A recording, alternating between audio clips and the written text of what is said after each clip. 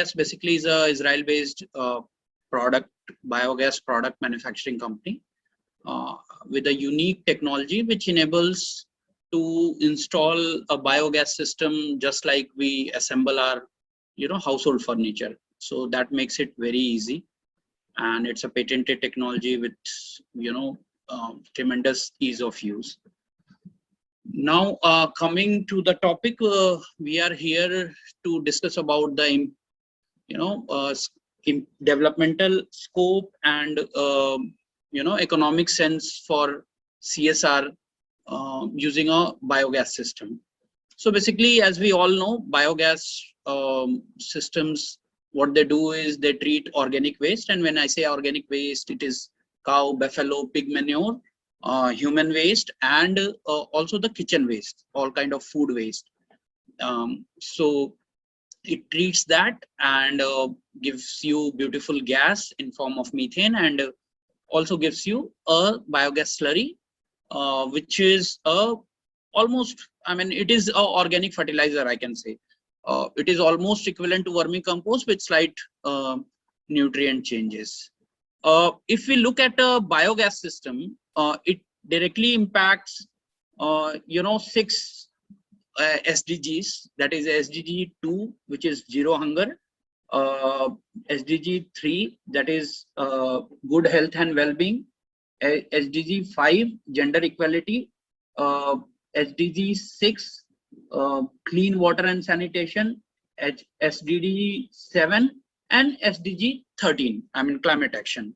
And why it does so is because one, it can treat the waste, which we see that it's a huge problem in India. Urban, you find a lot of food waste, especially areas where there are a lot of dhabas and things like that. You will notice at the backyard there is a lot of food waste rotting, and bad smell coming, and every other thing, infestation happening. Similarly, when we visit our villages, we always notice a place which is dumping ground for cow dung or dung, any kind of dung, and there is smell around it. And when it rains, it creates a chaos in the village due to that. And also it attracts a lot of diseases due to that.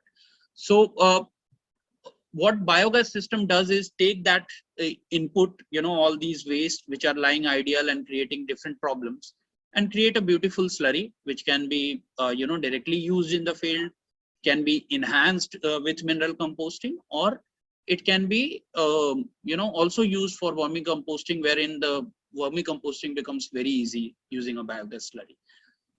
So that is the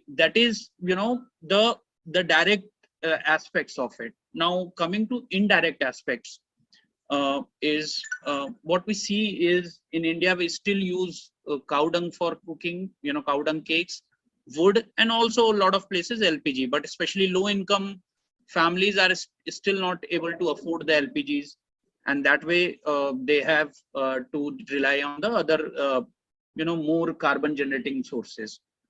But biogas system can help them solve this without creating a smoke. And what happens when you use unclean sources? What happens is you tend to get a lot of smoke, which causes different health issues. And most of the dung, if you see in rural areas especially, is still handled by female.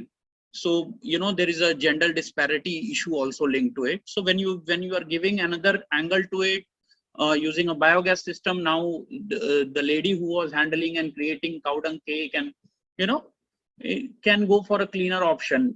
She can just power the dung into biogas system and get a clean gas. So that way there are a lot of developmental impact which we just discussed.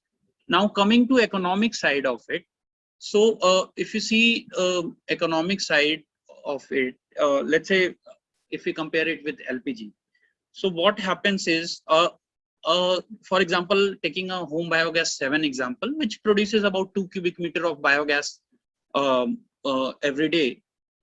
So which is, if you do equivalent in terms of LPG for a month, it is about between 1 and 1.5 cylinder, depending on weather conditions. So if you see, one can, and generally the rural households will have 6-7 members, and if you're doing whole cooking on LPG, you have to have someone between 1 and 1.5 cylinder every month. So looking at current prices, it will, save something around 1,300-1,400 rupees every month to them, and at least somewhere between 10 to 13,000 rupees every year. Apart from this, what has come out from some of our users who have been using it for 2 years or so, that if you are using biogas slurry to replace chemical fertilizers, you can save about somewhere between 3 to 4,000 rupees per acre every year. So let's say generally you will find households in rural areas will have land holding somewhere between 1 acre to 1.5 acre or something like that. It can vary again state to state, but that is there. So it is very easily someone can save somewhere between 15,000 to 20,000 rupees using a biogas system smartly. Now what happens is there is a so there are different kind of biogas systems, and there is, as we know, there is a National Biogas Mission also, there is subsidy also, but that system, it is very difficult for a poor families to avail that kind of subsidies, and that is where the CSR role becomes very important. Why it becomes important is they can help them facilitate, they can facilitate them owning that system and doing that, and due to that they are able to avail this kind of savings and this kind of clean energy for next 10 to 15 years. So a biogas system, as we know, is a biological process. There is nothing mechanical in it. There is no circuit in it, electronic circuit in it, which can go wrong. So it is, until unless there is a physical damage or some biological disbalance, the systems can go on for 10, 15 years, as long as it is not broken and the material's life is there. What I feel is there is huge scope here, and we know in rural areas, I tend to observe, and I have worked extensively in rural, being physically present there. I observed that there's a lot of cataract and asthma issue, and that all is linked to the unclean sources of cooking. So now, as we did with solar, and power situation has improved, and due to which we are seeing a lot of benefits of it. We see that linked to it, education is improving and everything. So similarly, a time has also come to intervene on the clean cooking side of it. And as I was mentioning, those 6 metrics are directly getting impacted, and obviously there are other impacts also which are indirect benefit. So I think this is the right time to make an intervention and help people adopt clean cooking.